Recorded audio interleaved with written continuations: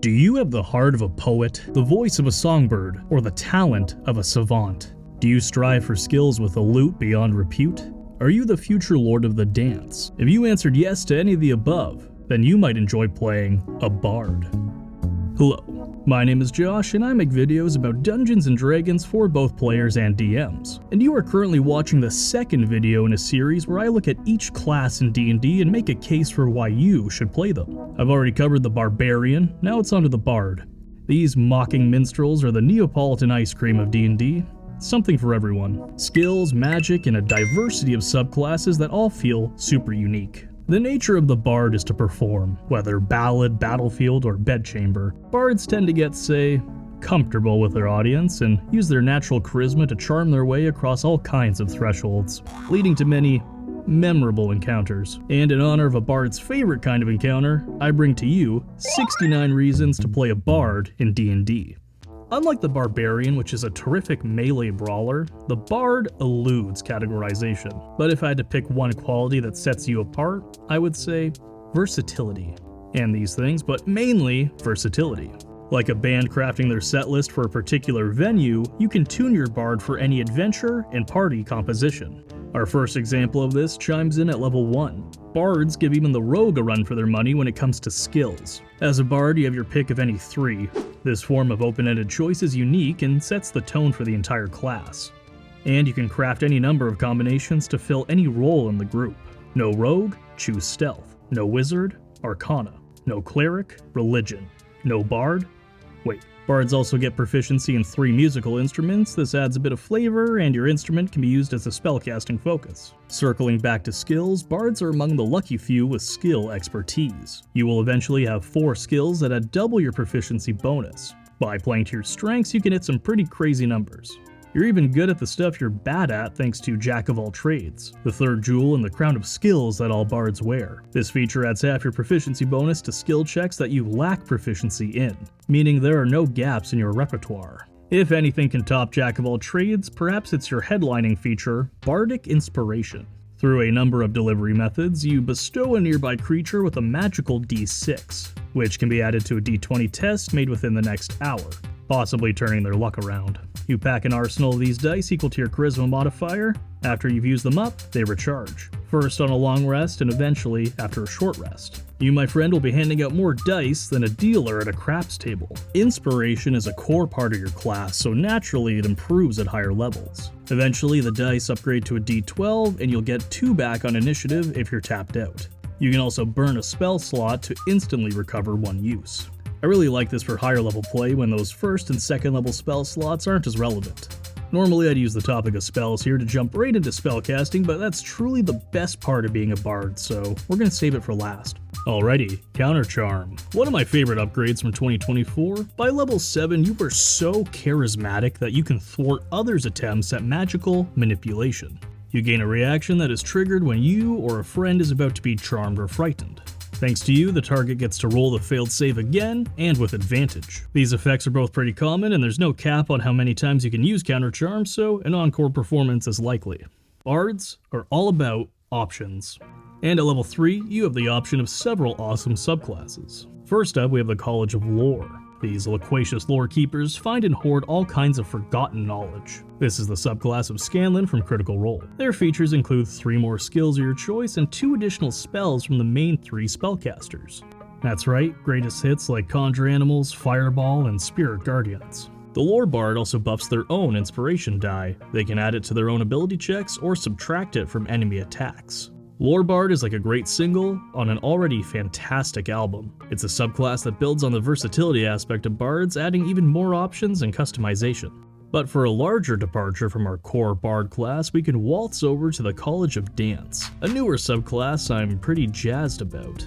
This subclass is for those who wish to express themselves through graceful movement or just turn a ballroom into a brawl room. As a dance bard, you have advantage on any performance checks that involve dancing, and you aren't afraid to tango. That's why you get your own version of unarmored defense and use your inspiration die for the damage of your unarmed strike. On top of this, you can make one of these unarmed strikes whenever you use your inspiration. This can really swing a combat in your favor. The Dance College offers other features that buff your party's movement, initiative, and grants evasion. These all really tap into the theme of movement and grace on the battlefield. Whether you're squaring up or square dancing, this college is a solid pick to step into. Now let's moonwalk over to our next subclass. The College of Valor is the most martially inclined bard subclass. Pick this one if you prefer to wade into battle clad in armor, steel in hand, screaming a battle cry. You'll get proficiency with medium armor, shields, and martial weapons. Even the Valor Bard's Inspiration is martially inclined. A creature can use their die to deflect a hit or deal extra damage. Later, you get extra attack and have the ability to weave spells amongst your weapon attacks. At higher levels, you're sending out fully powered cantrips as a bonus action, which can be quite potent. This is a subclass for the indecisive. Should I play a martial character? Should I play a full spellcaster? No, you should play a Valor Bard. Rounding out our bardic quartet is the College of Glamour. This Fae-themed subclass is the bard's answer to the Archfey Warlock. The Fae aren't known for their emotional stability, and you can weave those big feelings into your spells, tugging on heartstrings as easily as a harp. At level 3, your Beguiling Magic adds the Mirror Image and Charm Person spells to your set list. Also, any illusion or enchantment spells you cast can charm or frighten as an extra effect. So your Silent Image of a crab could terrify a guard into fleeing their post. You can do this once for free and burn inspiration to do it again, but you may want to save that inspiration die for your Mantle of Inspiration, a bit of choreography which grants allies temporary hit points and lets them move up to their speed without taking opportunity attacks. This can really help out the group and set the stage more favorably. Foiled again by choreography. At level 6, your Mantle of Majesty increases your stage presence even further, granting you an unearthly form for 1 minute. Treat this as your power-up or glow-up sequence. It's a bit of fun. This is triggered by you casting the Command spell, an enchantment you get for free that forces a creature to do one of the following. This feature lets you cast Command as a bonus action without a spell slot, so basically free. The best part is that any creature already charmed by you fails the command automatically. This can effectively take someone out of the fight. But truly, the final ability of this subclass is the culmination of your Glamorous Charm.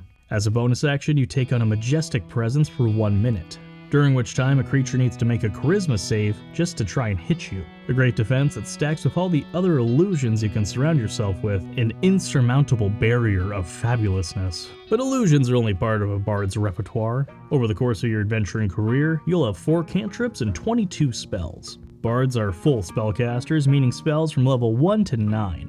Your spell list heavily features enchantment, divination, and yes, illusions. So spells that influence, spells that seek knowledge, and spells that misdirect. There are other schools of course, but these are your specialty. Some highlights include Vicious Mockery, Dissonant Whispers, Compulsion, Power Word Heal, and Power Word Kill. The Bard's level 20 Capstone feature, Words of Creation, prepares and amplifies these 9th level spells, allowing you to target 2 creatures with each instead of 1. So that's either 2 creatures fully healed or up to 24 d12 psychic damage with a single action. That's one way to end a performance. Now if we stopped there, the Bard would still be a great class, very flexible with skills and spells, sporting evocative subclasses and great abilities that support your entire party. Everything you'd want in a full spellcaster. And yet, there's still time left in the video, and that's because I have a riddle for you. Name a spell that is exclusive to either the Cleric, Druid, or Wizard. Go ahead, you have until this subscriber animation finishes. The answer is, no such spell exists. That's because as a bard, you have Magical Secrets. This feature comes online at level 10 and gives you full access to the spell lists of these main 3 casters. Like plagiarism, but not as fun. We're talking Flame Strike, Conjure Fey, Wall of Force, and just shy of 20 others are yours for the taking. You could flavor this as your bard observing the other spellcasters in action and improvising their own version, or just being inspired by what they see to come up with something totally new. The first time you throw a fireball as a bard, priceless. This is why Bard is the most versatile class in the game. This is why no class can match your levels of charm. This is why I think you'd have a great time playing one in your next D&D adventure. Thank you so much for watching. I hope you learned something, were entertained, or ideally both. Have I convinced you to play a bard? I really hope so. It's one of my personal favorites and always a good time. I pray that Cleric is next. No, I swear to God, Cleric is next. But once again, thanks for watching this video about the Bard. YouTube will improvise a recommendation on the left here, and on the right is a playlist with similar videos. Enjoy.